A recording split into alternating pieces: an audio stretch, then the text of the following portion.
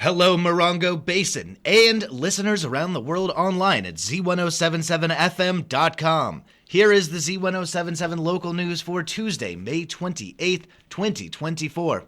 A man with an active warrant was arrested while attempting to enter the Marine base in 29 Palms. On Wednesday, just before 9 a.m., an unidentified man checked in at the Marine Corps Air Ground Combat Center's Main Gate Visiting Center.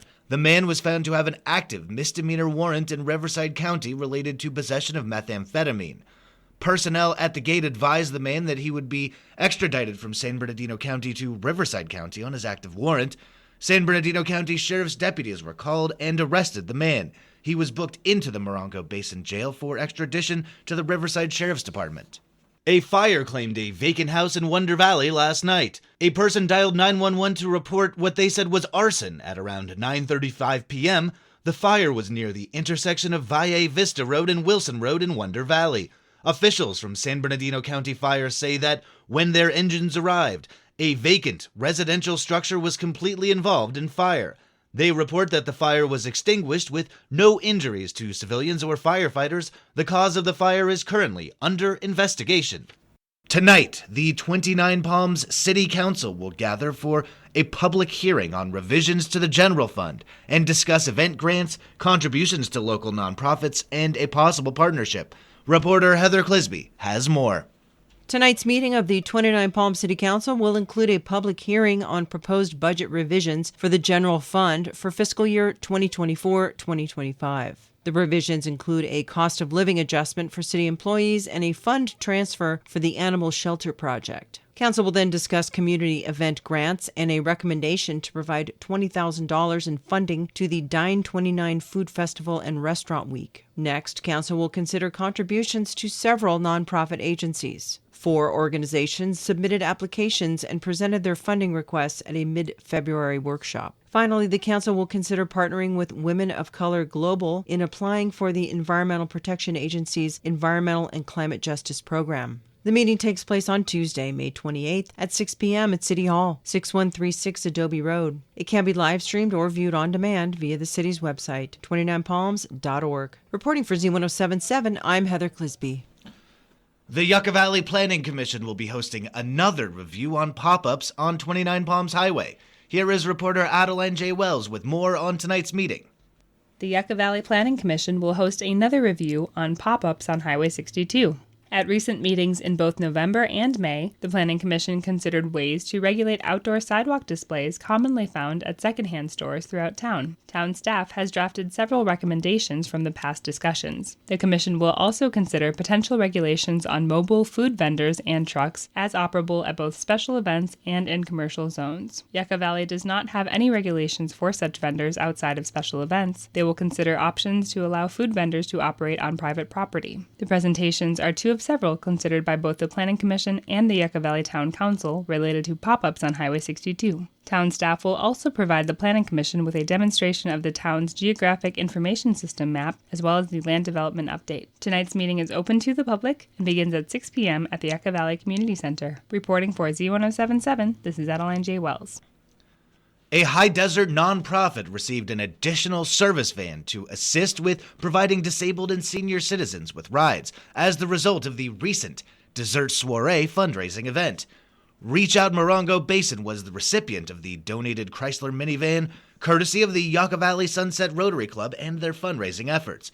The van was presented to Reach Out Morongo Basin at the Rotary's meeting Thursday morning.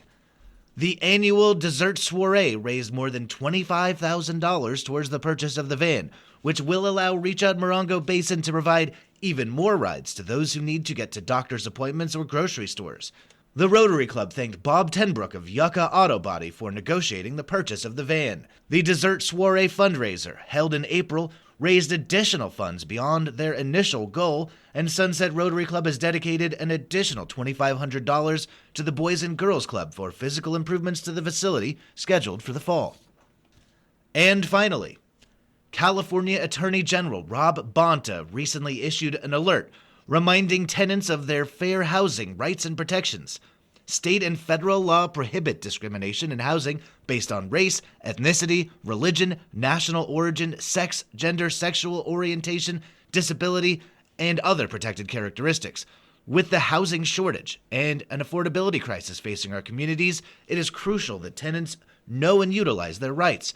Reporter Hillary Sloan will break down your rights and resources. Under state and federal fair housing laws, tenants are protected against illegal discrimination by housing providers. Here are 5 common examples of prohibited discrimination. Number 1 is income source. It is illegal to be denied rental housing or treated differently based on your source of income, including housing subsidies like HUD Housing Choice vouchers. Number 2 is race and ethnicity. It is illegal to be denied rental housing or treated differently based on race, ethnicity, or the color of your skin. Disability is number 3. It is illegal to be denied rental housing or treated unfavorably based on physical or mental disability or association with someone who has a disability. Landlords must make reasonable accommodations for persons with disabilities, such as waiving a no pets policy for an individual who requires animal assistance. Number 4 is sex and gender. It is illegal to be denied rental housing based on sex or gender. For example, a landlord cannot charge a higher rent or deposit because of a person's sex or gender, nor can they engage in sexual harassment. Number 5 is families with children. It is illegal to deny rental housing to families with children under the age of 18.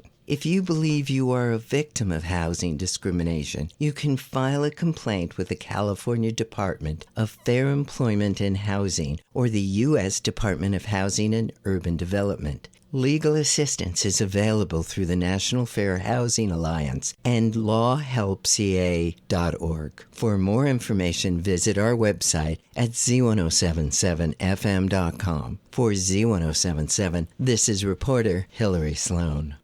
That's our local news. Hear local news 7 times a day, 7 days a week at 7, 8, 9, noon, 4, 5, and 6.